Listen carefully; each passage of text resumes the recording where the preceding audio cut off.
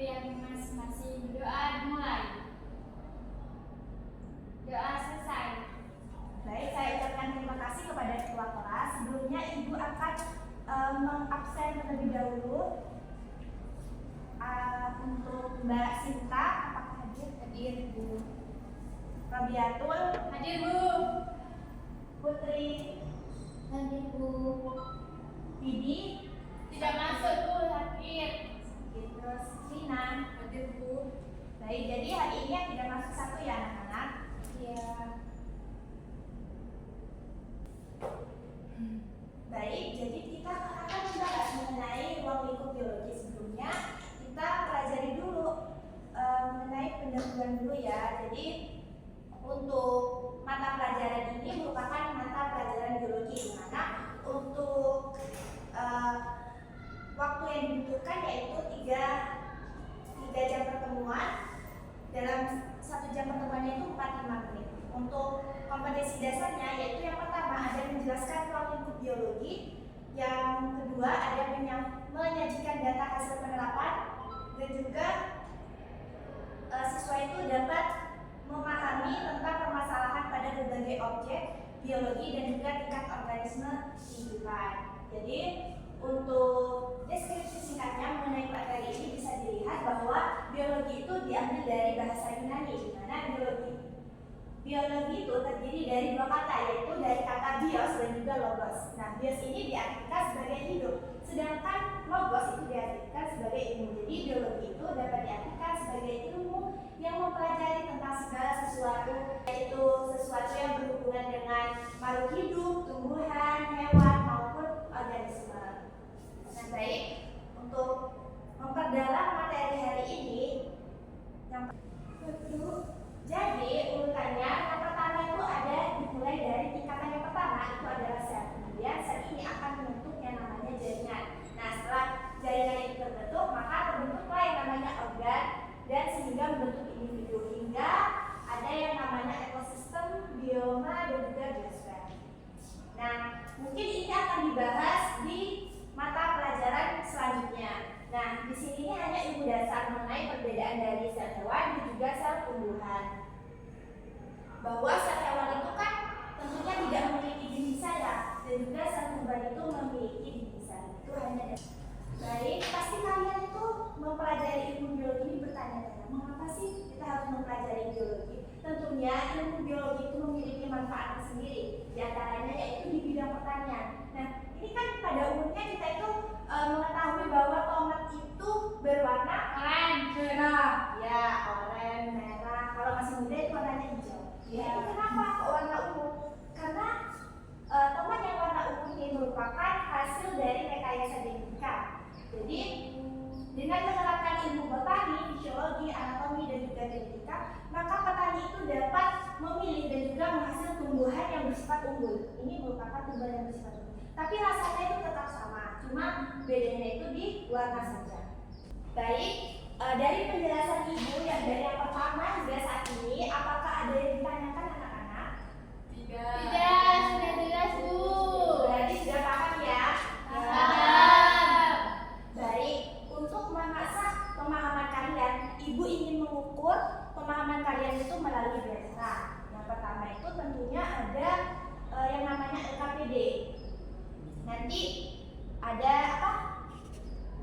Presentasi di depan melalui kelompok. Nah, sebelumnya Ibu memberi ini dulu ya LKPD-nya. Ini dikerjakan berkelompok.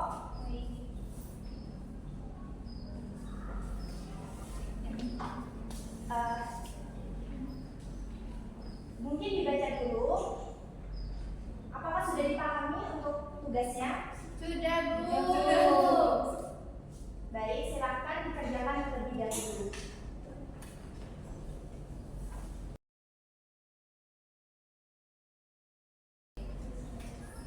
Baik, anak-anak, apakah sudah selesai untuk LKPD-nya?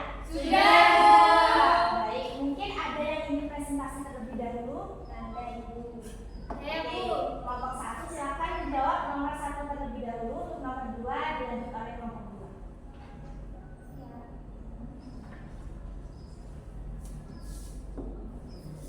Baik, berdasarkan hasil diskusi kelompok 1 itu pada manusia itu memiliki ciri-ciri bisa bernafas, bergerak, kemudian tumbuh dan membutuhkan makanan. Sedangkan pada kucing itu sama, yaitu bisa bergerak, bernafas, berkembang biak, serta membutuhkan makanan juga.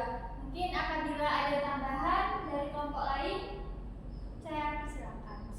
Baik, terima kasih untuk kelompok 1. Jadi karena sudah mengerjakan tugas dari ibu juga ingin mengukur berapa pemahaman kalian terkait dengan materi yang ibu ajarkan ini. Karena kalian sudah mengerjakan tugas dari ibu ingin mengukur pemahaman kalian lebih lanjut. Jadi ibu di sini menyiapkan beberapa soal sebagai evaluasi dari pembelajaran hari ini.